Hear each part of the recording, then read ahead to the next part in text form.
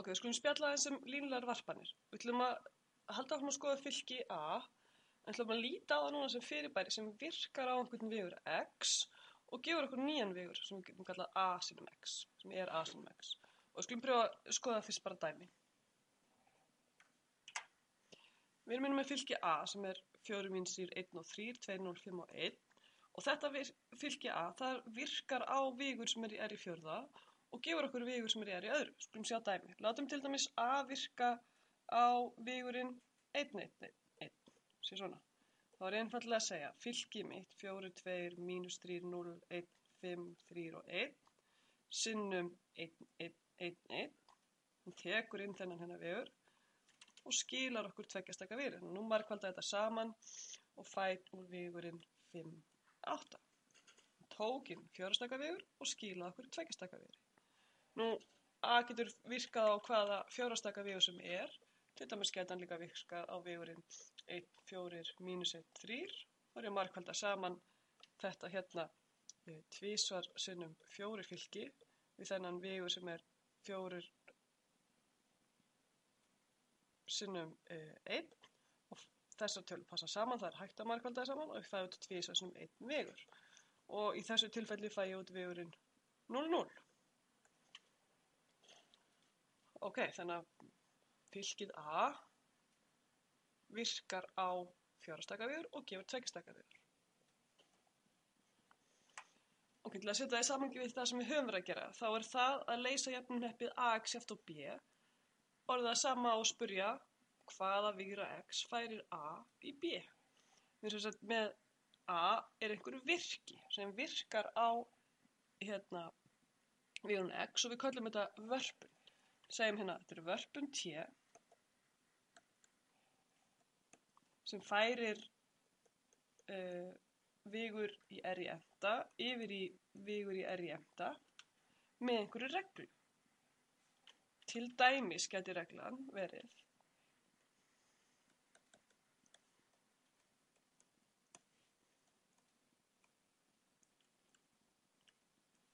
að t taki inn vegur x sem er þá vegur í r í enda og það sem hann gerir við hann er að margfalda með fylki a. Ok, þetta er ein tegund af vörpun. Við skulum hugsa þetta pínu svo fall. Við skulum segja, við erum með eitthvað mengi af r í enda vegurum. Svo erum við með mengi af vegurum sem er í r í enda. Tökum hérna stak úr r í enda, eitthvað x, og skutlum hérna yfir í t af x. Með vörpunni t. Þetta hérna vinstra megin kallast þá formengi vörpunnar.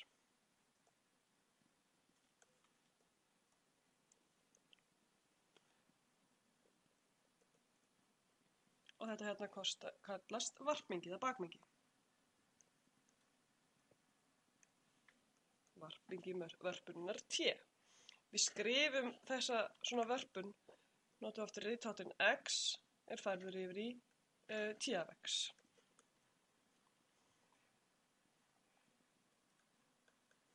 Nú, ef að það er fylki a sem skilgreinir vörpunna, þá skrifum við x yfir í ax til dæmis.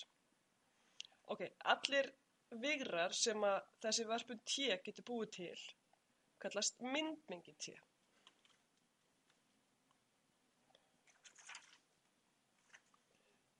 Og hérna t af x kallast þá myndin af x. Ok, skulum pröfa að skoða dæmi. Okkur er gefnir hérna nokkru vegrar og eitt fylki. Við ætlum að skilgreina vörpun t sem tekur inn tveggjastaka vegra og skilar þryggjastaka vegri og hún er skilgreind, vörpunin er skilgreind með formúlunni a sinum x. Ok, þannig að t af x er þá fylkið mitt 1, 3, -1, -3, 5 og 7 sinnum vegurinn minn x, x1, x2, tveggjastaka vegur sem hann tekur inn og út kemur þryggjastaka vegur, nefnilega vegurinn x1 - 3x2, 3x1 + 5x2 og -x1 + 7x2. Svo ég var bara margfalda upp úr, hérna, margfalda saman fylkið og vegurinn. Aðeins hérna. Svona. Ok, til dæmis ætla ég að reikna t af u. T af u er þá a sinnum u, sem sagt 1, 3, mínus 1, mínus 3, 5 og 7, sinnum u sem er 2 og mínus 1. Við reiknum út úr þessu, fáum 2 pluss 3, við fáum 6 mínus 5, fáum mínus 2 mínus 7. Þetta er sem sagt vegurinn 5, 1 og mínus 9. Ok, önnur tegunda spurningi sem við getum spurt, er til dæmis, hvaða vegur x setja inn hérna, á ég setja inn hér, til að fá akkurat vegurinn b. Ok, þannig að það er önnur spurning. Finnið x, þannig að t af x sé eftir b, sem b er vegurinn sem var gefinn hérna fyrir ofan. Nú, þetta er jafngildi að segja a sinnum x er eftir b, að því t af x skilgreint með ax. Ég semst að leysa jöfnuhneppi. Við erum að leysa jöfnuhneppi ax er eftir b, við setjum upp aukið fylki.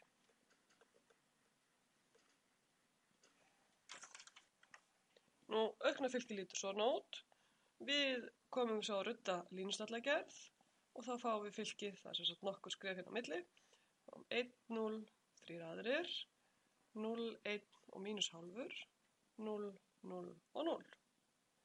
Þannig við sjáum x1 er eftir 3 aðrir, x2 er eftir mínus hálfur og við erum komið með lausnum okkar. X-vegurinn er 3 aðrir og mínus hálfur. Þessi vegur varpast yfir í vegurinn b og við getum prófað lausnum okkar. Þá pröfum við að reikna a sinnum x og athugum hvort út komi b. Og þetta virkar. Ok, svo kemur næsta spurning. Ok, gott og vel. Þessi hérna vegur x hann varpast sannarlega yfir í b. En er til fleiri en 1x, hvers mynd er b? Og þá er það spurningin að segja, hefur sem sagt jöfnuhneppið ax eftir b fleiri en eina lausn? Og nú vorum við að leysa akkur þetta jöfnuhneppi hérna fyrir ofan og sáum að til er nákvæmlega ein lausn. Þannig að það er nei. Ax eftir b hefur nákvæmlega eina lausn.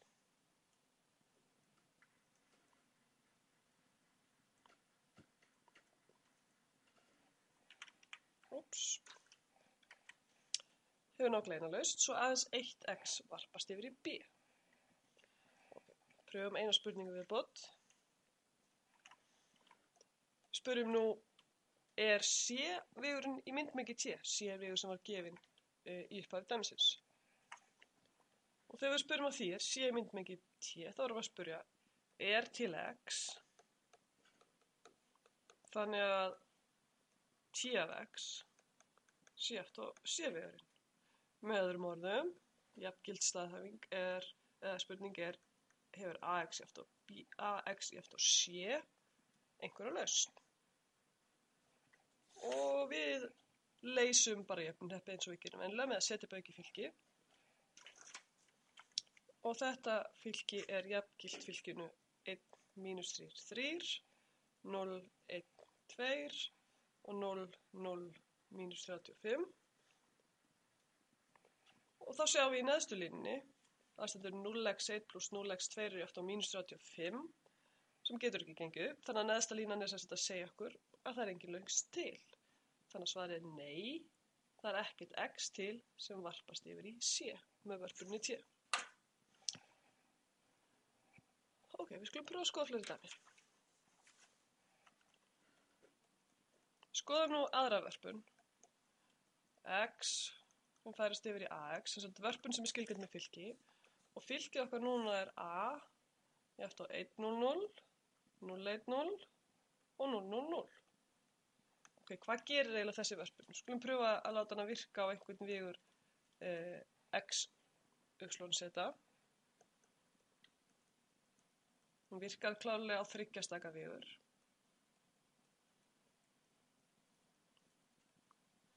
Þetta hérna er 3×3 fylki, þannig að eina leiðin til að geti margfaldaður vegur x þar hann sé 3×1 að stærð. Ok, þannig að ég læt hann virka á bara almennan vegur hérna x, y, z, þar sem við erum með bara breytur hérna. Og ég margfalda saman fylkið við vegurinn, þá fæ ég x, y og 0. Og ef ég hefði skrifað fylkið rétt upp þá myndi þetta passa hérna. 0 á að vera hér. Ok, þannig að þetta vörpunin t færi sem sagt sérkvæmt punkt x, y, z yfir í punktin x, y, 0. Sem sagt færi hann niður í x, y sléttuna. Eða x, y plani. Við erum ennþá í 3 vítum vegna þess að við erum að taka fram sérstaklega að z sé 0. En við erum í x, y planinu í 3 vítum. Ok, pröfum að taka annað dæmi. Önnur vörpun. Ok, við erum með vörpun frá r í öðru yfir í r í öðru, skilgreind með fylkinu a, og fylkið a er svona 1, 3, 0 og 1. Þessi vörpun kallast skekking. Skulum pröfa að sjá hvernig hún virkar. Ef við tökum hérna einhvern vegur x og margfaldum setjum inn í vörpunum okkar,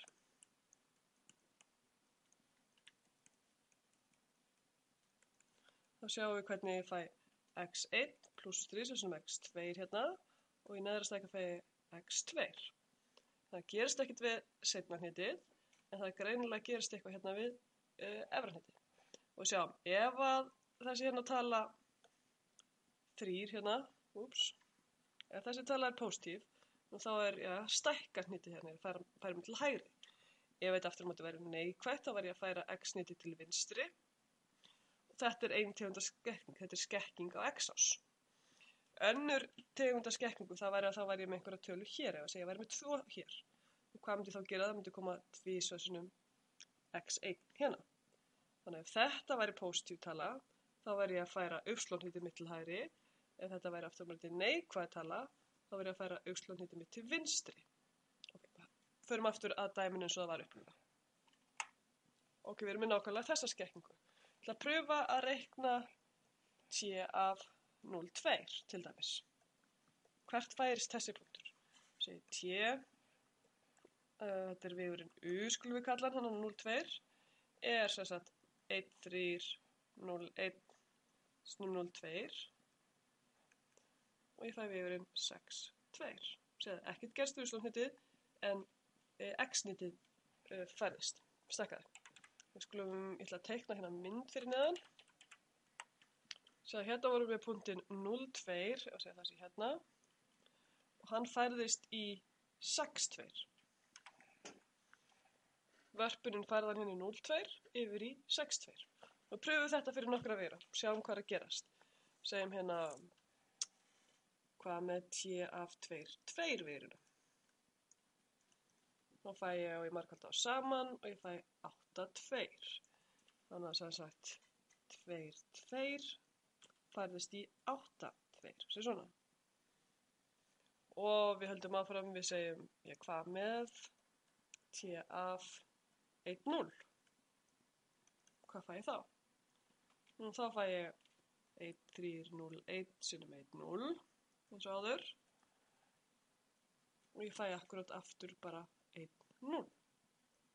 Þannig ef ég 1,0 yfir hér, þá færist sá punktur ekki neitt.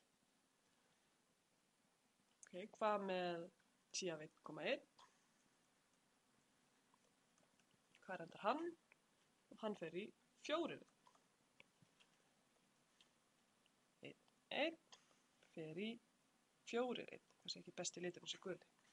Nú, það sem maður gerir oft er að maður tekur svona einhvern kassa, tekum hérna 2×2 kassa og hugsar, ef ég tek hotpunktana á þessum kassa, hvert færast þeir með vörpunni.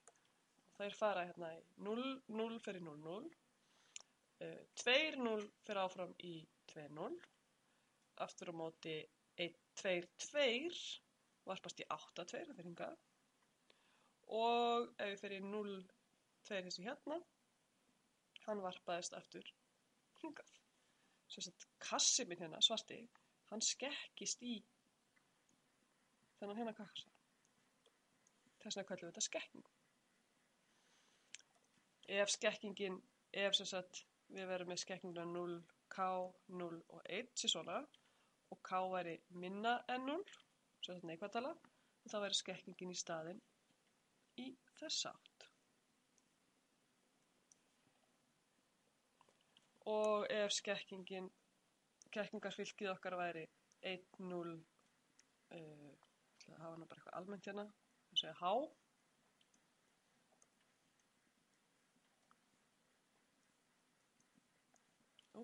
það var 1, alltaf koma. Nú þá er skekkingin í y-ástum, í þessa hérna átt. Þannig að ef þetta er positíft, þá verður kassin svona. Og ef h er negatíft, þá verður kassin aftur á móti í skakkur í þessa átt hérna. Ok, nú svo skoðum við ef það eru báðir þarna til staðar, sem gerist til dæmis í börðahólinu. Ef h og k eru báðir pósitífur fastar, þá myndi svona kassi skekkjast frekar á eitthvað þennan hátt. Bæði í x- og y-stefnu. Ok, þetta var skekkingaverkun og maður þarf að kunna hana. Nú skulum aðeins skoða hvað þarf að gilda vörpun til að hún sé línuleg. Skoða þau skilyrði. Vörpun T kallast línuleg ef það gildir í fyrsta lagi að ef ég tek vörpuna af summu tveggja veira, þá er þessi sama og ég tek summuna af vörpunina veirunum. Þetta verður að gilda fyrir öll u og vaff í formingi. Í öðru lagi verður að gilda að ef ég tek vörpuna af fasti sinum veiru, þá verður það að vera sama sem fastin sinum vörpunum af veirunum u. Og þetta gildir fyrir öll u í formengi T og fasta C. Ok, stundum sláum við bara tvær flugur í einu höggi með því að athuga hvort að T af a, u plus b vaff sé eftir a sinum T af u plus b sinum T af vaff. Svo ef við skoða þetta og þetta gildir, þá erum við búin að athuga að bæði skilyrði 1 og 2 eru uppfyllt. Ok, nú erum við sérstaklega búin að vera að skoða fylkjavarpanir, þá það sé ekki einu varpaninnar sem við skoðum, en það er það sem við erum búin að skoða hingað til, og þær eru allar línulegar. Við getum sýnt að þær séu línulegar á einfaldar hátt. Þeir skulum við staðhæfa hérna. Allar fylkjavarpanir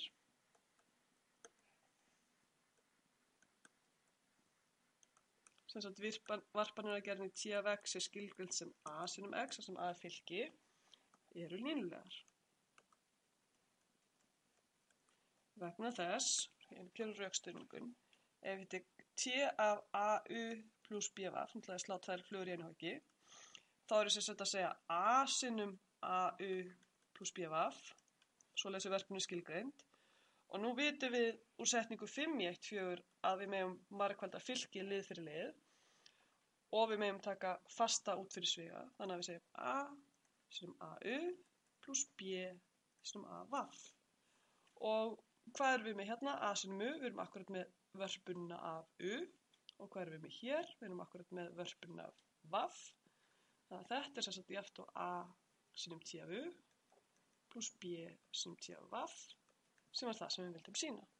Þannig að allar fylkjavarpanir eru línulegar, nauðsynlegar.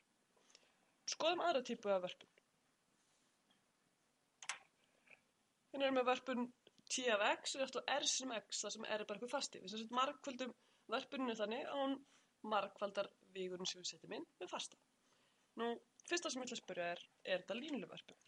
Og hún er það sannarlega, við skrifum hérna, vörpunin T er línuleg. Vegna þess að ef ég tek T af a sinum u plus b sinum vaff, og hvernig virkar vörpun? Hún er þannig að hún margfaldar það sem hún fær inn með fastanum r. Og því ég er með fasta margfaldaða við summuna af tveimur vígrum, þá má ég margfalda lið fyrir lið. Og ég er með rauntölur margfaldaða saman r og a, þá má ég segja alveg eins a sinum r.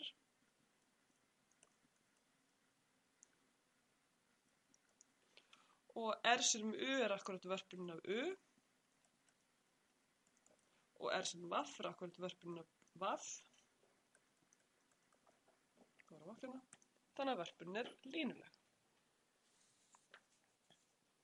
Ok, svo getur maður að skoða hvernig vörpun þetta er og þetta, við getum skoðað mynd.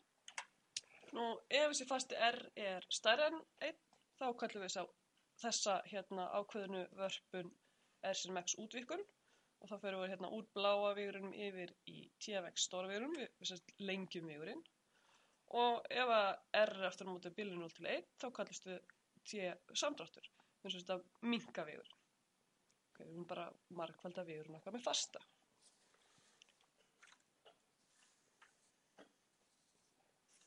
Við skulum skoða eitt af viðbót.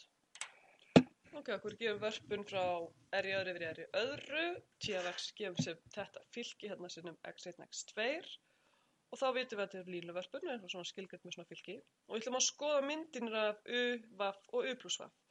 Ok, nú get ég reiknað t af u, t af vaff og t af u plus vaff í höndunum en við skulum gera þetta frekar með MATLAB.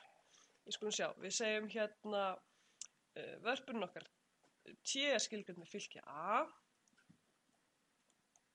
sem er fylkið 0, mínus 1, 1 og 0 og svo ætla ég að setja upp punktana mína, segjum bara fylki p sem 4, 1, 2, 3 og svo summan af þeim, 6, 4. Það setja þetta upp svona. Þannig að núna því ég reikna a sinum p, margfalda saman þessi tvö fylki, nú þá fæ ég a sinum punktur 1, ég fæ a sinum punktur 2 og ég fæ a sinum punktur 3. Svona. Þannig að er vörpunin á fyrsta punkti, hér er vörpunin á öðrum punkti og hér er vörpunin á þriðja punkti. Þetta vitum við vegna þess að við vitum hvernig svona fylkjamargföldun virkar. Þetta er ein leið til að líta á hana. Þannig að við opnum MATLAB og teiknum þetta upp. Þannig að er bara skilgreina fylki mín a sem eru vörpunarfylkið og p sem eru punktana mínir. Ég ætla reyndar að bæta við einu punkti, ég ætla að bæta við punktinu 0,0.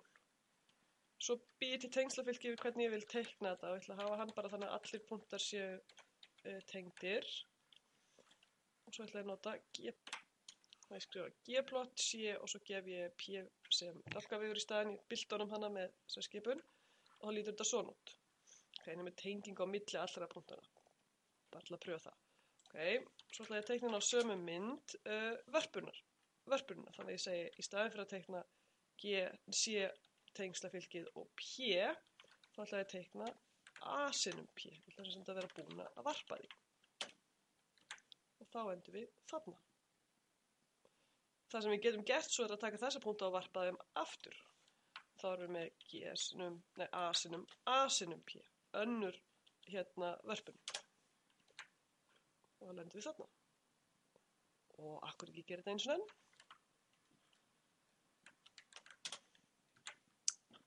Og þá erum við komið þessa mynd.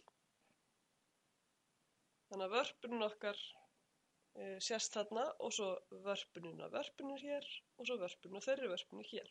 Og skildum við varpa einu sinni enn. Við myndum enda á sama stað og við byrjuðum. Ok, þegar við tölum varpanir í tölvugrafík munum við fara í nokkrar fleiri varpanir sem að þarf að þekkja eins og snúning, hliðrun og fleiri varpanir.